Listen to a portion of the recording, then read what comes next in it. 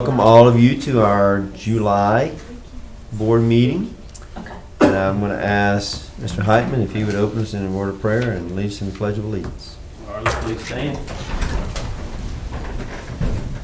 Dear Lord, thank you for this day. Thank you for all the blessings that you give us.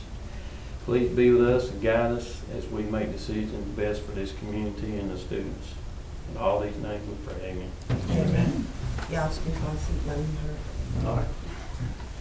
Pledge allegiance to the flag of the United States of America and to the republic for which it stands, one nation, under God, indivisible, with liberty and justice for all. Thank you, Mr. Heitman. Before you have consent items, which tonight it only consists of the current agenda and the minutes of the June 10th and the June the 11th meetings. I make a motion that we accept the consent items as presented. Do I have a second? A second by Mr. Maston. All in favor? Unanimous.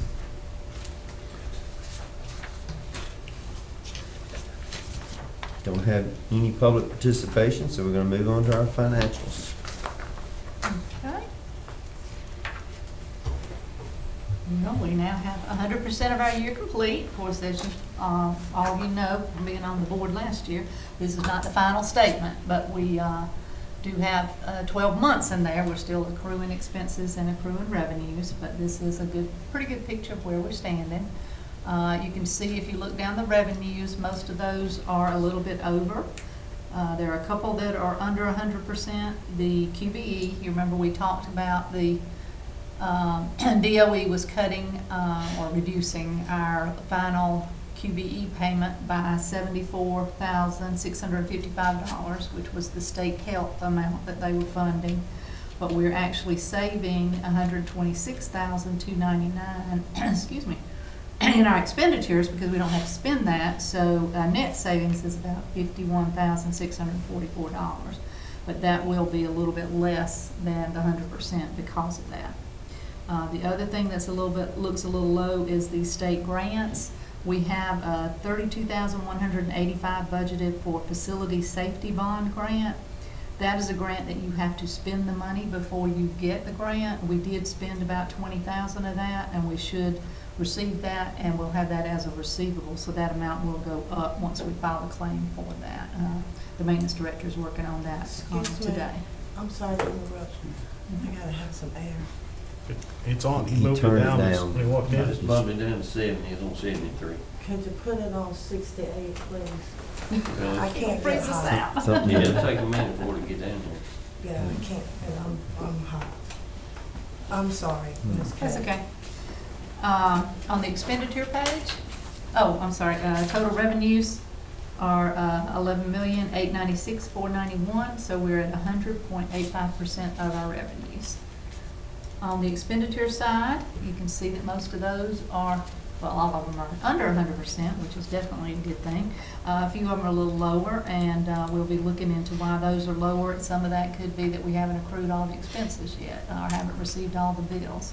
So, but right now, we're at 93.78% with $11.9 million in expenditures. Excuse me. So that number's gonna be maybe 96 or 7? Right. Okay. Thank you. Ms. Kay, on the first one, Mr. Chair, I have a question from the first Go one. ahead. Medicaid income, Mm-hmm. is that 191.22 correct? Yes. That is, let me see if I can think about why that would be higher. I'm gonna have to check on that and see why that figure is so much higher than what we had budgeted, because that doesn't sound right for the Medicaid. There may be another grant in there. Let me check on that and make sure. I'll let you know why that was so much higher.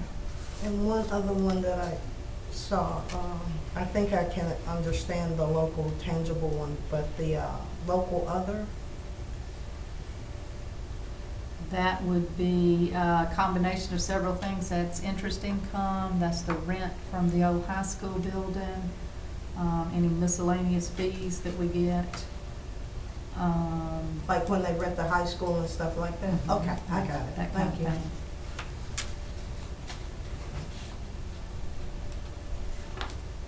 Ms. Buffer, Mr. Hartman asked about possibly up to 96%. Do you think the expenditures will increase? I think they Once will everything increase comes some, in? yes, because we didn't have all the bills in. Would you think 2%? When I did that, possibly, yeah. Okay. I think that could be a realistic figure there.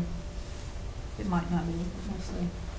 But I will look into, what the differences are and let you know. I know one of them is on the pupil services, the 2,100. Mhm. We had budgeted for a full-time contracted psychologist, and we wound up only using a part-time one, trying to just kind of get by this year. So that's part of that, why that figure was not completely used. On the balance sheet, we've got cash in the bank of about 2.8 million, and our fund equity is sitting at 2.1 million, or 2.176.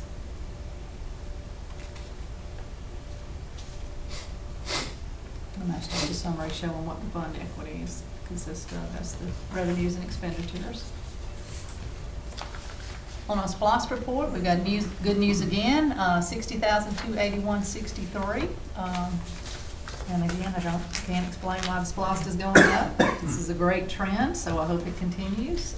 We are looking at 664,000 for this year, and our budget is 600,000. So we are definitely well over our budget, and that's a good thing. So we'll see how that continues on into the next fiscal year. On our SPLOST summary, you can see we've got 484,333.16 in the bank at the end of June. And the bond tax account, we've got 368,677.31. That gives us $853,010.47. So I updated the bond payments so you could see what was going to be coming due rather than what we had paid. So we've got the $416,262.50 due October 1, and then next April we'll have 1.1 million due. So we're well on our way to collecting that April amount. No change in the capital projects. We still have the projects that we completed this year. We've got about 52,459 available for projects for the next year. So we did not budget for any transfer to capital projects, so that will be, unless we budget mid-year, that's the only amount that'll be in there for those special projects that we need to do.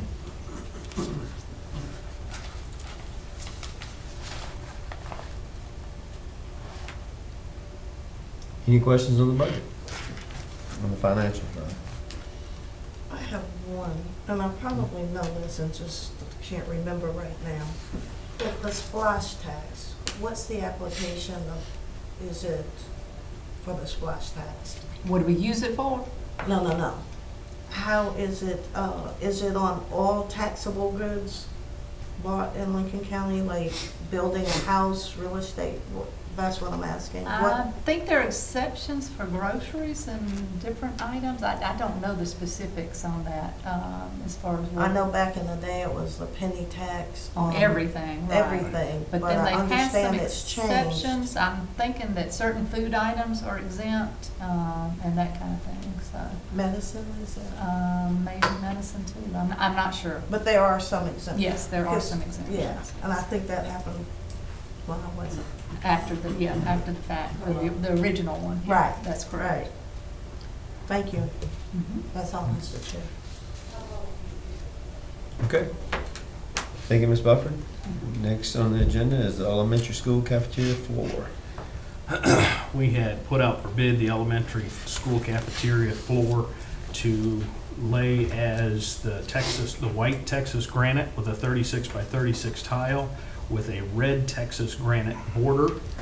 And we budgeted within this current budget that was approved by the board for $48,453. Thankfully, that the quotes came back less than that. So I am recommending the lowest bid or quote that is on here for Thomas Carpet Incorporated out of Thompson Carpet Incorporated out of Thompson, Georgia, for $31,787. Question. Okay. No, I just answered. It's not about the bidders, it's about the flooring. Do you want to cover the bidding first and then come to my question? Well, I mean, as far as the bid, I mean, we're gonna vote on the bid, so, I mean, do you Right. think it impact that? It may, I don't know, probably not, but elementary kids, white, why not red and then the border white? I just, first time it's absorbing in elementary school white granite. But anyway, that's all. It's not gonna be like graded, you know, like red, white, all Checkerboard. Yeah, No, they had recommended, and we had recommended to them, the white Texas granite with the red border, which is the original way the halls were set up with that red border, and over time, they've turned, I'm told, to a pink. I apologize, I'm colorblind, so I really can't tell you if they're pink, but I'm don't told worry, they're I pink. know that. So the border is trying to mirror what was throughout the school, Okay. the original design of the school. So, but in the beginning, I think you told us that this granite doesn't require as much work to keep Actually, clean and shine, is that supposedly correct? doesn't require any of the stripping and waxing, which Okay, is that's one of right. the reasons we went with this product. It reduces the amount of work and labor, it reduces the amount of chemical, and of course, it reduces the amount of hazard as people are out there in that large floor trying to strip the floor of the wax. It gets slick. And Granite's slippery anyway. we don't have to but- worry about that with this product. So, Okay, all right. And this is a school-type or professional? Hospital style, Okay. yes. It's industrial. That's industrial, thank you, Right. Mr. Chair. That was it. Thank you, Mr. Superintendent. Any questions about the bid or the three bids? Ms. Freeman pretty much covered it for me. Okay. I do have a question, is it, what type of warranty is there gonna be with it? I haven't read the warranty, but if I remember correctly, it was 5 years. Okay. Thompson Carpet has been in business For a Long while. time. Yeah, they're not a brand new company, yes, sir. Okay. 5, And they have laid this tile before. We Okay. did check that, because that was part of what Pat's question was, the disparity between the bids. Are they a company that hires a fly-by-night tile layer and they're gonna have to come back and redo it? But part of that bid was it had to meet our satisfaction at completion. So it'll be right. Okay. what does it cover? I'm sorry, Since I'm new to this, as far as the whole thing, what are the payment terms? I mean, you hold back a certain amount towards the end until they're satisfied with the floor we are? Actually, we pay them when the job is completed, Okay. because that lady sitting right over there gives you all kinds of funny looks if you want to pay them up front. And Yeah, I mean- she's 1,000% correct, and I do nothing but support what she wants us to do, is that when the job's done and we're happy, then we'll write you a check. So they don't get a material draw or anything like that? They have not requested that, and we didn't put it in this bid. I have worked in that scenario before, but it's usually a much larger project. Yeah, okay. after Mr. Heitman brought up warranty, I now have a warranty question. Thank you, Mr. Heitman. Yes, ma'am. What is covered in the 5-year warranty? It's supposed to be any change in the coloring, because the part of this Texas granite is the coloring is all the way through. And if the floor is marred and it can't be cleaned appropriately, then they have to come back and replace that 36 by 36 piece. So maintaining the quality and integrity of the floor. What about breakage? That would be part of the integrity of the floor. Okay, I just want to make sure, because you know what I find out, and y'all are in business, you do housing and stuff, right, construction? What I find out, if you don't ask up front, don't ask when it happened, because they're going to tell you it ain't covered. So that's why I'm asking, because, you know, I'm thinking anything can happen, and breaks do happen to granite. Anybody that has it knows that. So that's why I'm asking, and it does chip. So that's another thing. There's a difference between a break and a chip, and stop me, Mr. Heitman, because you're the expert here. would a chip and a break be considered the same thing? Because technically it's not the same thing. So would they replace it if it was a chip or just if it was a crack, a break? The Texas granite is kind of a name like a Kleenex, but the Texas granite is not really granite. It is a tile, but it's a much harder tile that they use in hospitals that holds up much better. Now, to Okay. say that a chip compared to a break is the same, I would ask them to replace it either way. Either way? Yes. Okay. What do they put it down with? Glue or? Some type of adhesive, yes, because they did the elementary teacher's lounge Because first. my next thing was, when are they gonna lay it? They're gonna try and get it done before school starts. That's And the does plan. it have an odor? I'm sure it sometimes- does, but there shouldn't be any children there, so it should be done before then. Okay, because sometimes in houses, when you lay stuff like that and you put glue on it, that glue stuff seems to linger around for a long, long, long, long time. And I know with hardwood floors, we had done at another location. But anyway, we had to stay out of the house for 2.5 weeks. They said a week. We ended up staying 2.5 weeks. So that's why I'm asking, because sometimes the glue, the adhesive or whatever they call it, that odor lingers and they won't let you stay in there. If the meter reads a certain thing, you can't spend the night or stay. But if we approve it tonight, then they They'll should get be able to get started. in there, yes. Yeah, they're Next waiting week, on so. this. Okay. When does the teachers come back? 29th of July. Okay. Okay, any other questions on this bid? Let me ask one more question. Miss Arthur, you gonna be happy with it over there? Have you seen you've been in the lounge, I guess. Yes, sir, I have. I was just asking, why is it got a red border? I don't know why.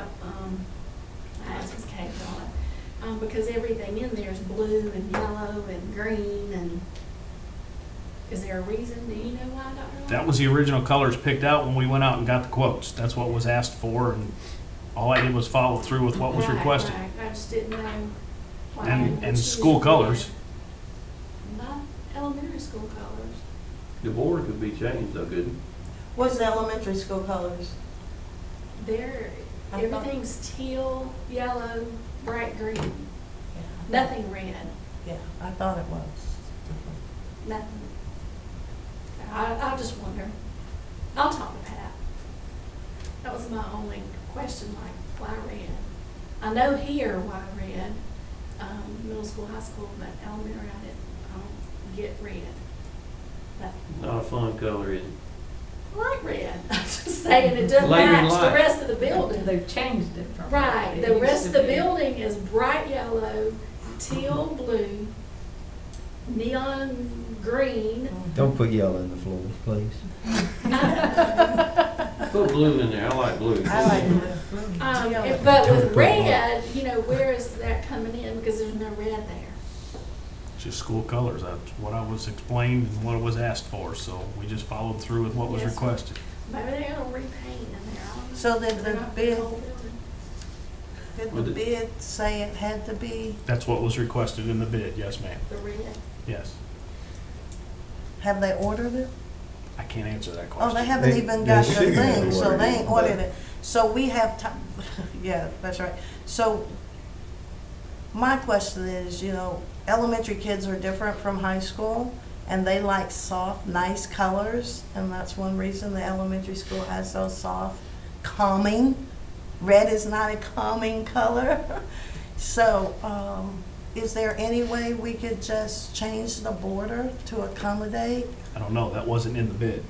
I don't know if that changes the price. I don't know what that changes. I don't know. I can ask. It should be but I don't cheaper know. because red's is higher because of the process to make it, I would think. That's usually what I'm told. I don't know. It might not, it might be a lot just to get my money. Is it, Mr. Heitman? I wouldn't think it would be anymore. If they want the job, they could probably do it for the same price. Okay. That's my As long as it's told when we get awarded to them, so they don't order it and then have to send something back. Right. So, So that's why I was asking if we could, after we vote on the bid, could we amend the color afterwards Well, But and- somebody gotta tell us what color they want. I also know Texas granite doesn't come in a wide array of colors. No, she would have to take the white, I'm sorry. I'm But fine. we're talking about the Just the border. border. We're talking about only the border. I understand, but it's also Texas granite, and I don't know what colors are available. I do know that the Can we- red was available. Can we look it up? Can somebody Well, kind I of? mean, the simple reality is, I think that the coloring should be determined by the principal and the superintendent, and once, as long as it doesn't impact the bid price that we approve, then they can, I agree with They- that. Let's they just can do do it that, that way so- then. I agree. Ms. Arthur, you have the privilege of changing it according to the chair, and I agree. You got no. it's her school. She'll just go for, Yep, or you can always put some red stars throughout the building to make it match. Tie your red in there. All right, do we have any other questions on this bid? I'm sorry, I'm not asking anymore. All right, we need a motion. some, All right, we have a motion by Ms. Freeman to accept the superintendent's recommendation of Thompson Carpet for $31,787. Second motion. Have a second by Ms. Barksdale. All in favor? Unanimous. Thank you. Next up are the policies for review. We have 5 policies for review that is recommended to remain the same. BCBK, executive session. JCDV, student dress code. KNBA, complaints about instructional materials. MFB, student teaching internships. And MGB, school board association, are all for review and should remain the same. Mr. Chair, make a motion that we. This is just review, just for the review, We don't just have for, to vote on yeah, this? for right Okay. now. Okay. And then policies for revision is BCBK, which is the affidavit for executive session, thank you. And JCDAA is the use of tobacco, and we talked about this at our last board meeting, the addition of inhalants and the addition of vaping is added to this. And that came from Phil Hartley. And that was- let's see, you put CBD.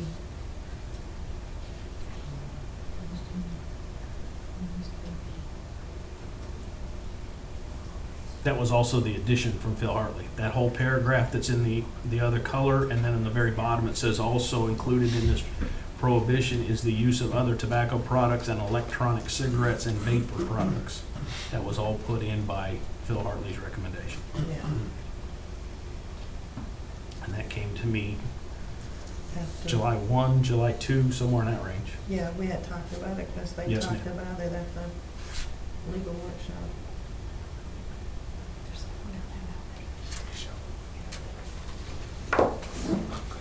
And those would lay on the table for 30 days. Yes, okay. Whether they changed or not. All right. No discussion on the policies. We're going to move to the superintendent's reports. I have 3 things for the superintendent's report. The first one, I received an email today from Terry at the Journal, and she received notification from the USA Skills Challenge that Michael Bowen had received 3rd in nationals in sheet metal, which is a wonderful, absolute huge congratulations to him and huge effort on his part. It's super. So we will try to recognize him at our next board meeting in August. In front of you is the assessment calendar for next year.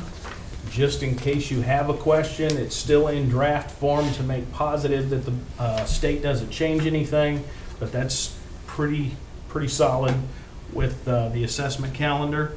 And then on the 3rd of July, had a meeting with GMC in regards to the Old High School and GMC creating a satellite campus here in Lincoln County. GMC is very interested in that. They currently have 7 satellites. They're interested in Lincoln County becoming an 8th. We have to provide 65 students per semester, although they're on the quarter system, per semester. Now that doesn't have to come from Lincoln County. We are advertising in Wilkes County, Elbert, McDuffie, all around us for them to come to GMC here in Lincoln County. You're going to see some banners going up in town advertising as GMC has a satellite campus here. They're also going to add classes, trying to entice some adults to come take classes here at GMC. Not a lot of adults are going to be interested in taking English 101, but they may want to take a painting class or some type of poetry class or something like that they would be more interested in. So those classes were discussed as well. They were very impressed with the building and the condition of the building. They talked about, at this point, they do not own any of their satellites. They lease those satellites. So they were curious. I spoke with President Caldwell through most of the conversation, and they're curious of how the lease would work. And I explained to them that we would draw up a lease and the board would vote on that lease, and then from there we would present it to them and see if we could come up with an agreement. I couldn't guarantee anything on the lease, but I believe this board would be interested in a lease as opposed to a purchase, especially on the front end, like in the first 5 years, and then reevaluate after that. So at this point, it's sounding very positive that GMC is wanting to have a satellite campus on the old high school campus, and that would be a very positive thing for us. They also want to use the old gym, because part of GMC's requirements as their professors is that they have to have X number of hours of physical activity as an employee. So they were interested to use the old gym as well. So I can see nothing but positive coming out of that at this point. So what would the hours be? To be honest, depending on the classes that they would offer in the evening for the adults, I'm not positive. Our kids would still attend the dual enrollment classes down there, so that would be the normal hours of 9 to 3:30, so to speak. But those evening classes, I don't know. That would be flexible and up to GMC. And tell them to be mindful of this. There are older people who have degrees that are over 10 years. And sometimes they have to go back and take the English 101 or math to update so that they can get another degree, whatever they're changing their career to. So in those classes, I know Jim and I had a discussion months and months ago. There used to be Truett McConnell in Washington, Georgia. And I know Jim said he went there. I know my husband went there, and I know a lot of people, other people from Lincoln who went there, because a couple of them always said, "Tell your husband, my classmate." It's like, okay. So, you know, and with teachers having to get college credits hours, that would be a good thing. They wouldn't have to do it on the computer. They could actually go sit in the classroom, because some of us are more classroom people instead of computer tech. So if they would think about that, that may help improve their enrollment in afternoon. And there are several people in Lincoln who are working, and then they come home, and then some of them can't come home because they got to go to GMC and Martinez or Columbia Clinic right there on the line, or Augusta State. And then the ones who work over on the other side have to stay in Thompson so they can go to Athens Tech. So it would be a blessing for a lot of our folks who are professionals and work out of town, and they could do their, I forget the name of it, but professional, whatever you have to have for your license and stuff, updates here locally, and they wouldn't miss a lot of time with their family, and they wouldn't be driving so late hitting deer. It's just horrible and expensive.